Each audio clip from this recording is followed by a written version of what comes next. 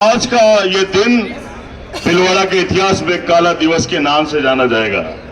आचार संहिता लगी हुई है, धारा 144 लगी है, फिर एक बच्चे की 16 साल के बच्चे की हत्या हो जाती है। थूकता हूं प्रशासन की ऐसी नीति पे और थूकता हूं ऐसे राजनेताओं के ऊपर जो अपने वोटों के लिए एक बच्चे की बलि दे देते हैं। हम अहिंसा का संदेश लेके निकले हैं, हम मित्रता का संदेश लेके निकले।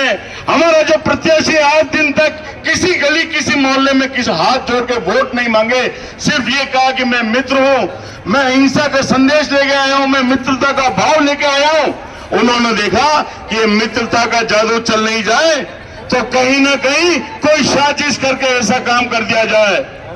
ये कैसे नहीं, काले झंडे होने चाहिए। आज काला दिवस मनाया जाएगा, कोई केसरिया झंडा ऊंचा नहीं करेगा। केसरिया हमारा खून है, हमारे बच्चे का खून था, वो बह गया सड़कों के ऊपर। मैं निवेदन करना चाहता हूं कि आज हम ज्ञापन नहीं देंगे, हम कलेक्टर के पास भी नहीं जाएंगे, कलेक्टर और प्रशासन हमारे पास आएगा। आज एक बच्चे की मौत के ऊपर अगर हमें प्रशासन के पास जाना पड़े, जो मालिक है इस जिले का, हमारे बच्चे के परिवार के आंसू पोंछने के लिए अगर वो कुर्सी में बैठे हुए हैं, तो हमें जरूरत नहीं है ऐसे प्रशासन की, ऐसे कलेक्टर की, ऐसे एसपी की। मैंने सुना कि श्याम सिंह जी जो एसपी साहब है, बड़े खुकार है, बड़े खतरनाक है, बड़े तासू है। क्या हुआ? क्या हुआ? आज अपराधियों को अगर उन्होंने गिरफ्तार कर लिया तो तुरंत प्रभाव से उससे वीडियो बनवा लिया कि प्रेम प्रसंग का मामला था। हम जानते हैं कि प्रेम प्रसंग था नहीं था, उस बच्चे के भी मूंछों की रेखे भी नहीं आई, वो क्या प्यार करेगा? वो दीवाना था अशोक जी कोठारी का, वो बच्चा इस केसरिया का, वो दोस्त था हमारा, वो मित्र का भाव लेके आया था। कल उसने मेरे साथ सेल्फी खिंचाई थी, कल उसने मेरे साथ सेल्फी खिंचाई, कल उसने हाथों में झंडे लेके मेरी गाड़ी से पैम्पलेट लेके गली गली बांटे, गली गली मोहल्ले मोहल्ले लगाया। जब वो इतने जोश से काम कर रहा तो ये नागवार गुजरा, वहां के बीजेपी के कार्यालय पे बैठे हुए उन बड़ों के लिए, ये बहुत छोटा शब्द मैं कह नहीं सकता, माता बहने बैठी है, और बेचारे को शाम को एक बार उसके साथ मारपीट की। वो घर गया, उसने अपने पापा को कहा पापा मुझे बिना बात मारा, तो उसके पिताजी जब ड्यूटी से छूट के आए और उसे लेके गए कि किसने मारा, उनको मोटरसाइकिल से उतरने भी नहीं दिया, और बाप के सीने पे और बच्चे के सीने के ऊपर दोनों बाप बेटों के सीने पे उन्होंने गुप्ती से वार किया। बाप का फेफड़ा फट गया और बेटे का कलेजा फट गया, और आज हमारा कलेजा फट गया। रोना चाहिए, रोने आंसू सूख गए मेरे। हम बार बार सोशल मीडिया पे खेलने वाले जब सड़कों पे आके खेलने लगेंगे तब जाके इस भीलवाड़ा का कल्याण होगा। कोई खुल के किसी का समर्थन नहीं कर सकता, कोई खुल के किसी का विरोध नहीं कर सकता। धूल है आप लोगों के ऊपर। जब हम खुले गलत का विरोध नहीं कर पाते, हम सही का समर्थन नहीं कर पाते, तो आने वाला कल, किसी किताब में पढ़ा था मैंने कि आज पड़ोसी के घर अत्याचार होता देख रहे हो तो कल तुम्हारा है।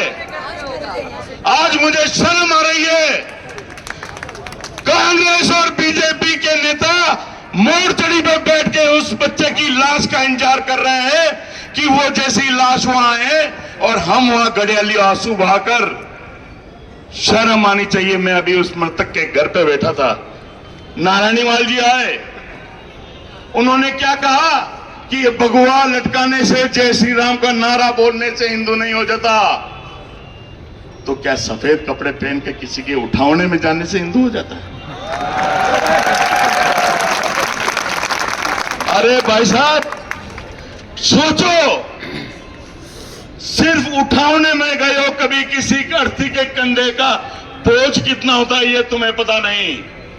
दाग होता है जब किसी इंसान का, तो वहां पर मोक्ष धाम में 3 घंटे कैसे गुजरते हैं तुम्हें पता नहीं।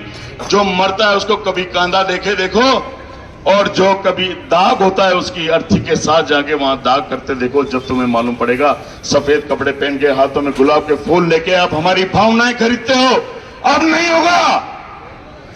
आज मैं आपको अर्ज कर रहा हूं, प्रशासन अगर यहां नहीं आया, तो आज ये बिलवाड़ा बंद है, नहीं खुलेगा।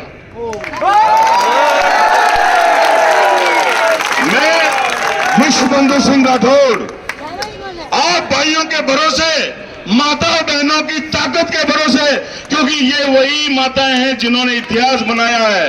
जब जरूरत पड़ी तो अग्नि स्नान भी किया है,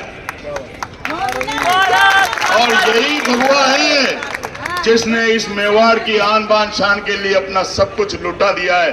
आज वही भगवा आप लोगों के हाथ में है। मैं निवेदन करता हूं, अगर प्रशासनिक अधिकारियों ने आके हमारी तो 2 मांगे, ज्यादा ही नहीं, 3 से कौन सी है?